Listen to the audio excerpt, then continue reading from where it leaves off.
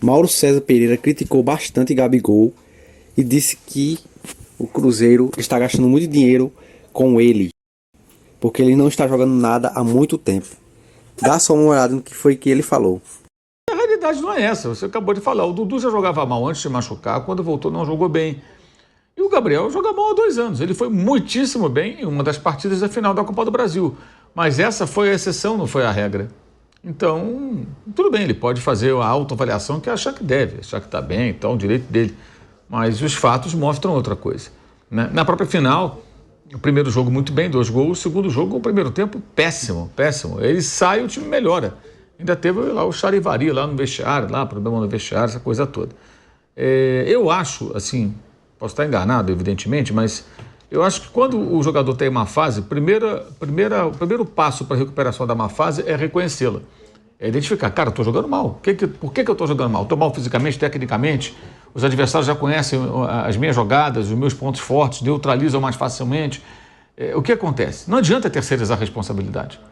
O Tite não teve nenhuma culpa nessa história toda.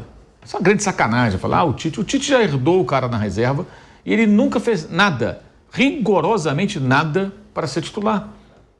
Então ele foi reserva porque ele merecia ser reserva, ele estava bem adaptado ao banco, falei aqui várias vezes. Ele e o banco parecia uma coisa só, tão integrado que estava. E entrava e não fazia diferença. Fez diferença numa final, o que não é mais do que a obrigação dele, que ele ganhava muito bem no clube para dar algum retorno técnico, deu na final. Jogando ao lado de ótimos jogadores, diga-se de passagem, num time que se acertou com o Felipe Luiz. Tem isso também. Não se faz nada sozinho no futebol, né? O time se ajeitou ali. E ele só jogou porque estava machucado. Tem isso. O Pedro, o Cebolinha e o Luiz Araújo voltando de lesão. Todos fora de combate. Senão ele não jogaria, gente. Ele não ia jogar, ele ia ficar no banco mais tempo. Especialmente o Pedro.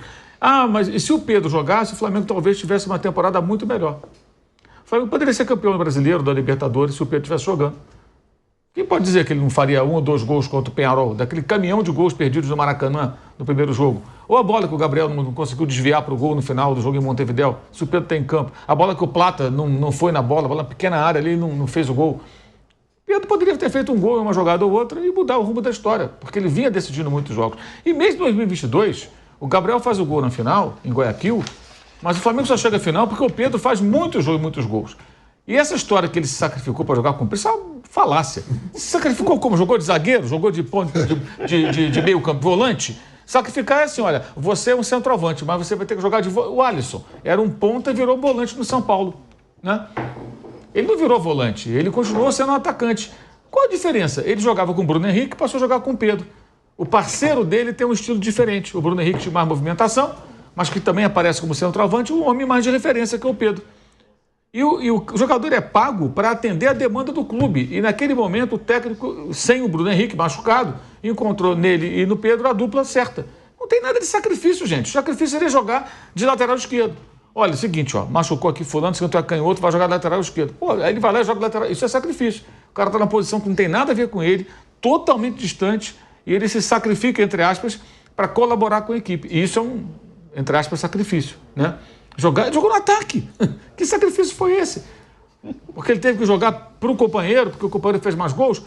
Gol do Flamengo, era o time dele. Como agora, se ele jogar ao lado, digamos, do Caio Jorge, e o Caio Jorge fizer 25 gols e ele fizer 13, ótimo para o Cruzeiro.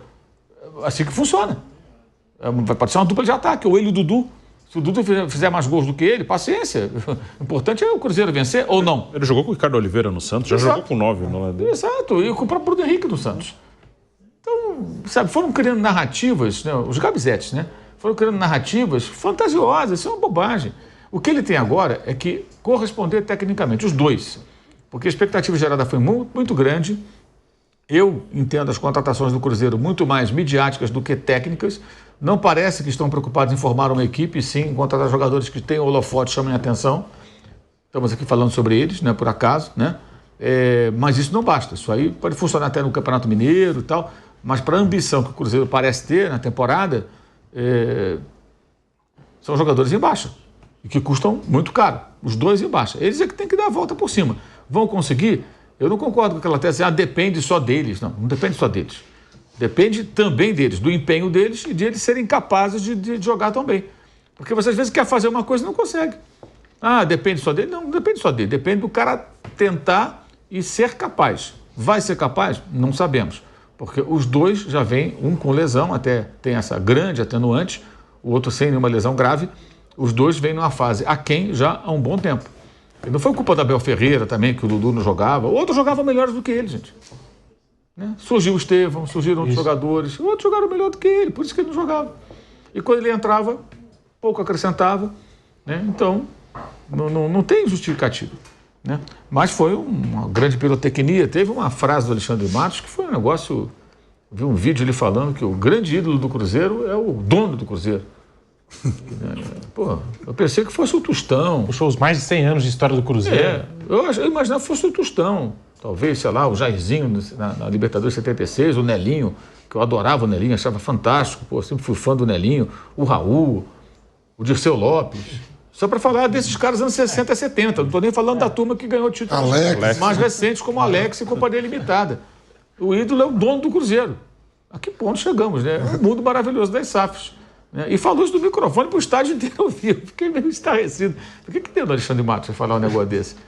Mas é claro, ele hoje é o cara importante que ele está colocando dinheiro. Mas eu acho as contratações mais midiáticas, essas, do que... Por exemplo, Bolassi, eles têm agora, no Cruzeiro, Lautaro Dias, Caio Jorge, eu estou lembrando aqui, Dineno, Bolassi, Dudu, Gabriel... Wagner está chegando agora para lateral direito. Só isso, são 6 homens que jogam Eduardo do Botafogo para jogar no meio. Ataque. 6 atacantes aqui. O cara joga na frente. Isso. Fora meninos da base lá e tal, né? Tem um menino chamado Teves, até com IS no final, que é da base, que já entrou em alguns jogos, joga na frente. Aí tem Eduardo, aí tem Fagner. O menino que tá jogando, o filho até do Kleber lateral esquerdo, que jogou comigo no Corinthians. Fez gol agora na Copa São Paulo. Jogou a final, entrou na final. Sim. Kenji, né? Kenji. Isso. Kenji. Então, assim... Agora, a contratação do Valentim Gomes já é uma contratação de um outro perfil. Isso. Jogador caro, 9 milhões de euros, né, ou dólares, acho que são euros, segundo a imprensa argentina.